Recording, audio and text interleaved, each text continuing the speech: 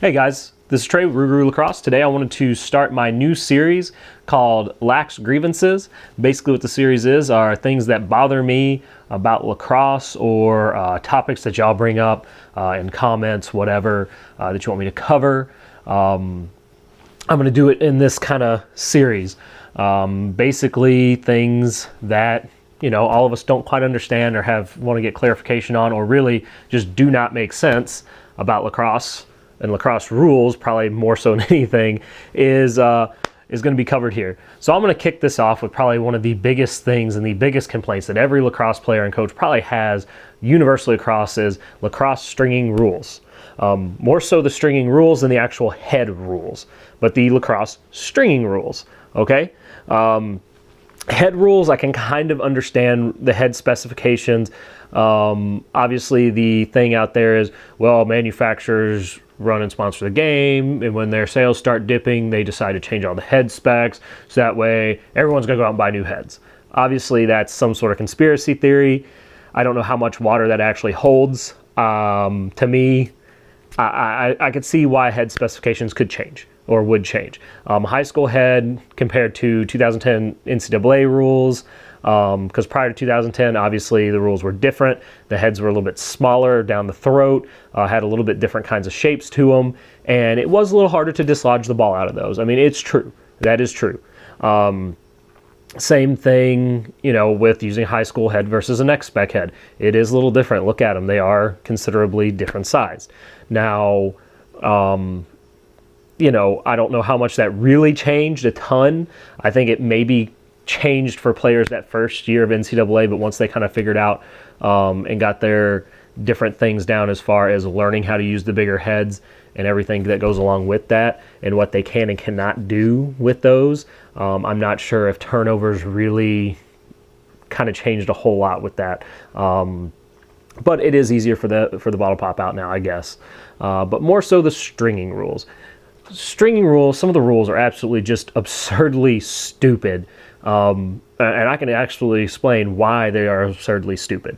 And the number one rule, one that I've been running in a lot too here in Louisiana with our high school refs, which no knock on the high school refs, God bless every ref out there, because you have a really hard job. And I know some of us coaches really ride you pretty hard in games. But here in Louisiana, since a lot of the refs either didn't play lacrosse or are very new to the game all around, whatever it happens to be, there's very few refs that actually know the rules. So they fixate on measurable things such as stick rules. There's such sticklers here on stick rules, more so than anywhere else I've ever seen. And some of the rules that they come up with, like no one would ever pull up. But I mean, I can literally have a stick checked one game and never have an issue. And then it checked again the very next game, and they'll have an issue with the head itself the next game, with the length of it. Well, the length didn't change. The width I could see maybe it getting pinched or something, but I'm not even talking about face-off guys. They'll have an issue with the color. They'll have an issue with the stringing, with the color of the mesh, or something weird like that. I have one kid, he's used the same stick for 2 years now. Last year, didn't care. They said not a word to him. This year, all of a sudden, the head doesn't have enough flare, or flare in the right places, or I had one ref, no joke, tell me the head is multiple colors, therefore it should be illegal, but he's going to let it go. There's no rule that I've ever seen that says your head can't be multiple colors. Because if that was the case, every kid with a dyed head couldn't use it. I don't know, manufactured heads that are white and have maybe multiple colored sidewalls that Warrior has gotten a huge on in brine, those should be illegal, right? Because that's multiple colors. That's what they try to tell me, and I just told the ref, I'm like, sir, I don't believe that's true. I can see how you interpret that, but the mesh doesn't extend to the rest of the head. Which brings me, multiple colored mesh. Why is this a problem? God, this bothers me so much because it's 0 cents. It makes no difference in the game. It does not cause anything else. It does not distract the goalie. It does nothing. It does not make anyone better. There's no advantage to it. Putting that in is just the dumbest rule in the world. To me, this is the rules committees for some of these things. Seriously, especially NCAA. NCAA is really bad across the board about some of their rules. Seems like a bunch of old stuffy men in there going, Darn these colors. We should only have basic colors, primary colors only from here on out. How dare they have U's and V's in their stick, because I don't like those, straight across only.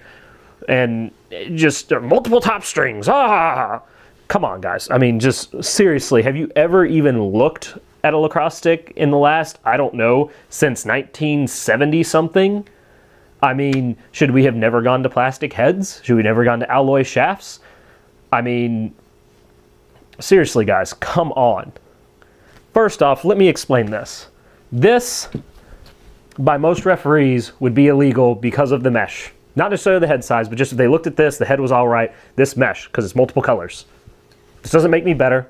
This doesn't do anything. It doesn't, you know, deceive the goalie in any conceivable way at all. Honestly, this is more deceiving to a goalie than this anyway. What color is the ball that we most of the time use? White. What is this? White mesh. Is this white mesh? No. It's going to be more likely to blend here than here. Now, I understand which one of the rule clarifications, even though it's still not that clear, says you can't have a white circle in a dark color on here. I get that, because it makes it look like there's a ball in there. That makes sense. But just flat out saying all multiple colored mesh should be ruled out is stupid. What's wrong with this? What, you're afraid that a player has a little bit of color? That players like bright colors? Maybe they're a little flashy? Maybe they have some personality in the game? Come on, guys, really? I mean, that is the dumbest thing in the world. You can't have multiple colored mesh. And I felt bad for one of my kids, the same kid whose head I told you was told illegal. He went out and bought a new head, which also is multiple colors because it's a brine injection. I can't remember which one he bought. He brings it to me to string, but he brought me some ECD mesh, which is white and black. I told him it could possibly be illegal because it's multiple colors, but really it's at the ref's discretion. I strung it up for him anyway. We went to a different game without that stick, but the referees were talking. I asked him, I just said, look, if this is, like, that's absolutely illegal. And I went, okay, fine. So the kid's going to go out and buy more mesh, whatever. Obviously, he should have read the rules better. I didn't realize that. You know, I thought I had explained that to him, but apparently not. So maybe that's on me as a coach, but still. Stupid, stupid, stupid rule. Please justify that rule to me. Honestly, if you can justify that rule to me, I will make a special video recanting this whole entire video. But I guarantee you can't justify it to me. Also, other stringing things. Multiple top strings. Why is this a problem? Anybody want to tell me? The ball doesn't hold in there any better. What? It's just fancy? It's too fancy for people?